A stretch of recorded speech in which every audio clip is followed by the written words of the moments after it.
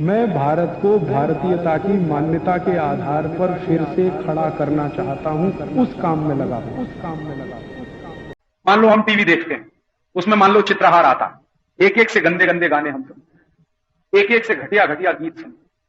हमारी माँ के साथ बैठते हैं, हमारे पिताजी के साथ बैठते हैं, हमारे दादा दादी के साथ बैठते हैं। मुश्किल यह है कि किसी को शर्म नहीं आती, सब एक साथ बैठते।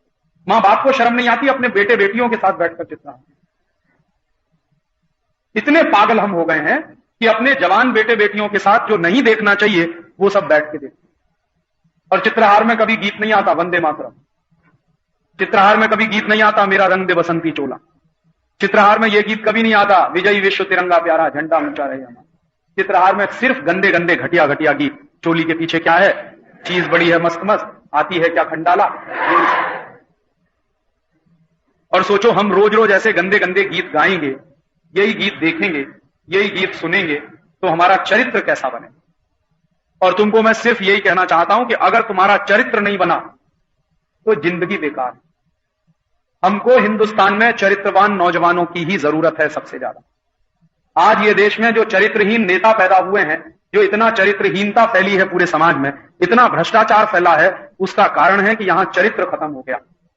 अभी वो चरित्र तुम्हारा भी खत्म हो गया तो आने वाली पीढ़ी भी बर्बाद हो जाएगी। इसलिए मैं कहता हूं कि टीवी नहीं देखना। इसलिए भी नहीं देखना कि टीवी में जो सीरियल्स आते हैं सब एक एक से घटिया घटिया बातें दिखाते हैं।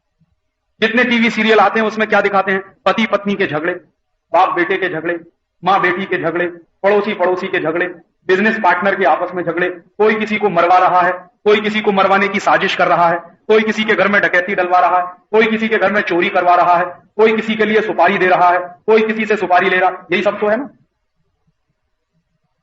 तो ये सब उल्टी सीधी बातें देख देखकर हम क्या सीखने वाले। इसलिए कभी नहीं देखना और सिनेमा भी नहीं देखना, क्योंकि जो सिनेमा हम देखने जाते हैं उसमें सिवाय बर्बादी के दूसरी कोई बात नहीं आती। सिनेमा में सब कुछ झूठ होता है। तुमने सुना है ये हीरो हीरोइन एक्टिंग करते, एक्टिंग माने 100% झूठ, जो होता नहीं उनके जीवन में वो करते हैं, तो इसका माने झूठी तो है। जो अपने जीवन में वो कभी कर नहीं सकते वही दिखाते हैं। जैसे कोई हीरो है 25 मंजिल की इमारत से कूदता और उसको कभी चोट नहीं आती, ऐसा संभव है? 25 मंजिल की इमारत से कोई कूदेगा, हड्डी पसली नहीं बचेगी। लेकिन हीरो को तो कपड़े भी नहीं फटते। ऐसे क्या दिखाते हैं, एक हीरो है मोटरसाइकिल लेके आता है, दीवार तोड़ के निकल जाता है, मोटरसाइकिल नहीं टूटती, उसका सिर नहीं टूटता, दीवार टूटती। ये संभव है कभी? अगर संभव है तो अपना सिर पीट के देखो, इस दीवार देखो क्या टूटता। ऐसे दिखाते हैं एक हीरो आता है डिशुम डिशुम करता, 10-10 गुंडों को मार देता। एक दिन मैंने हिसाब लगाया कि बंबई में 350 हीरो रहते हैं और एक एक हीरो अगर 10-20 गुंडों को डिशुम डिशुम करके मार दे तो बंबई के गुंडे तो अब तक खत्म हो जाने चाहिए थे सब। एक भी गुंडा नहीं होना चाहिए बंबई। वास्तविकता पता है क्या, ये गुंडे हीरो को मार देते, गुंडों से हीरो पिटते और गुंडों को हफ्ता देते। क्यों देते हैं? डर के मारे कि हम बचे रहेंगे। सिनेमा में दिखाते इतने बहादुर हैं, असली जिंदगी में इतने चूहे हैं कि गुंडों को हफ्ता देते अपनी जान बचाने के। तो इनको हीरो कहना चाहिए? हीरो तो बहादुर होता है, जीवन में बहादुर होता है, सिनेमा के पर्दे पर नहीं, असली जीवन में बहादुर होता है।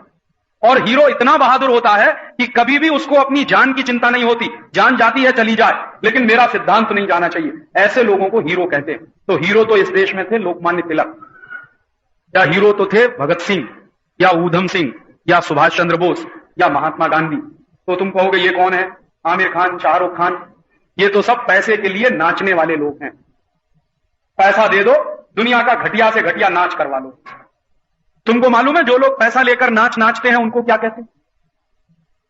जो आते हैं हमारे घर में ताली पीट पीट के नाच दिखाते हैं, फिर पैसा लेके जाते हैं, क्या कहते हैं उनको? है नाम नहीं मालूम तुम? अरे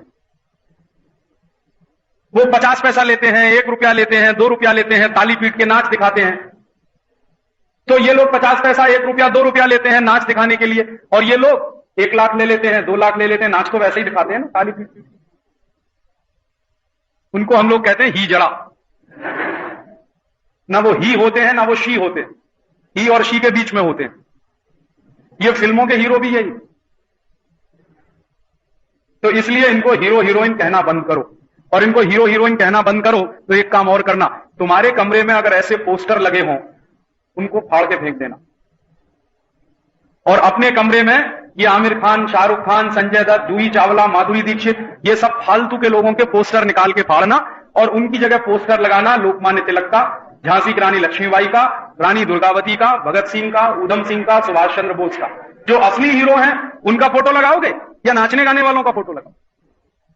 तो इसलिए इनकी फिल्में भी नहीं देखना और इन सब का हमें बहिष्कार करना। पता है क्यों? क्योंकि ये सब जो हमारे देश में फिल्मों में काम करने वाले, नाचने गाने वाले लोग हैं, ये क्या करते हैं? परदेशी कंपनियों का ज्यादा से ज्यादा जाहिरात करते। माधुरी दीक्षित लक्स बिकवाती, हेमा मालिनी लक्स बिकवाती, ये शाहरुख खान पेप्सी कोला बिकवाता, ये सब सारे के सारे परदेशी कंपनियों का धंधा कराते हैं। और हम चाहते हैं कि पूरे देश में स्वदेशी आंदोलन चलना चाहिए, ये परदेशी कंपनियों का जाहिरात करा रहे हैं, इसलिए इन सबका बहिष्कार करना। समझ में आ रहा है ना? इनके बहिष्कार करने का तरीका सबसे अच्छा कि इनकी हम फिल्में ही नहीं देखेंगे। तो फिर तुम पूछोगे मनोरंजन कैसे करेंगे? मनोरंजन करने का सबसे अच्छा तरीका मैंने बताया कि जो कुछ मैं कह रहा हूं वही बात अपने पड़ोसी के घर में जाके कहना। तो इससे स्वदेशी आंदोलन भी चलेगा, तुम्हारा मनोरंजन भी होगा।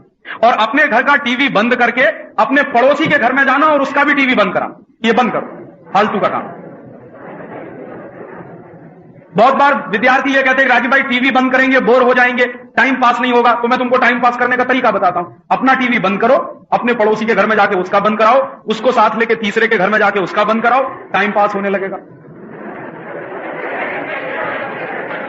होगा कि नहीं होगा?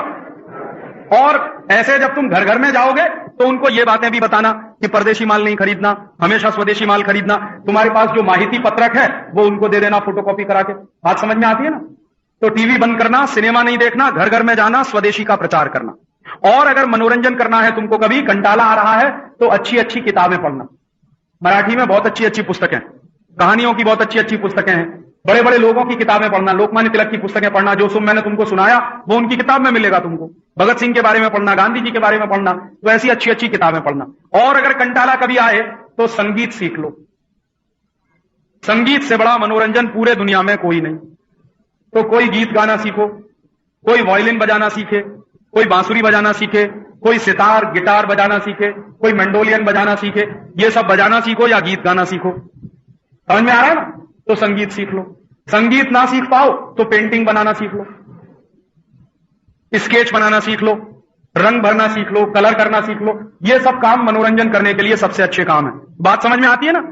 तो टीवी नहीं देखना, सिनेमा नहीं देखना, दूसरे पड़ोसियों के घर में जाना, उनको ये समझाना। और मनोरंजन के लिए अच्छे से अच्छा साहित्य पढ़ना, अच्छी से अच्छी पुस्तकें पढ़ना, संगीत सीखना, दूसरों को सिखाना।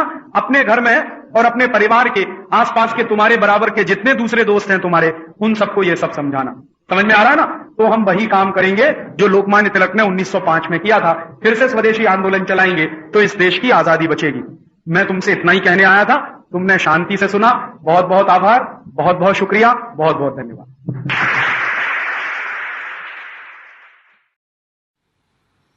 दोस्तों, सबसे पहले तो चैनल सब्सक्राइब करें, फिर लाइक, कमेंट और शेयर करें। और हाँ, हमारा एंड्रॉयड ऐप डाउनलोड करना ना भूलें।